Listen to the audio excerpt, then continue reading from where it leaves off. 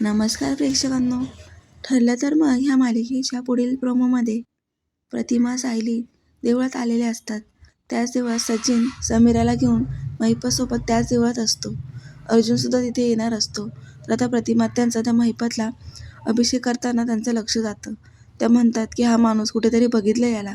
तो पाठमोरे असल्यामुळे प्रतिमात्या त्याला मागून हात लावतात. तोच तो महिपत शिकरे. त्याला पाहून प्रतिमात्यांना धक्काच बसतो आणि भूतकाळ आठवू लागतो. ज्या भूतकाळामध्ये ह्याच माणसाने मला ढकलून दिलं होतं. त्यांना ती मोठी आग दिसते. ते आगीचे पेटलेले लोळ दिसतात आणि त्यामुळे अचानक महिपतला म्हणतात की तू तू तू इथे काय करतोयस? आणि असं म्हणून ते जोरात किंचाळतात आणि चक्कर येऊन खाली पडतात. आता सायली फोनला रेंज नसल्यामुळे जरा बाजूला आलेली असते. तिला प्रतिमात्यांचा आवाज जातो. तशीच ती आता आवाजाने पळतच सुटते आणि बघते तर प्रतिमात्या ह्या खाली बेशुद्ध अवस्थेत पडलेल्या असतात.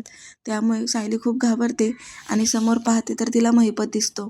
त्यामुळे ती मनात विचार करते की ह्या प्रतिमात्या नक्की आगीला पाहून घाबरल्या की ह्या महिपतला. तेव्हा आता सत्याचा उलगडा होणार आहे.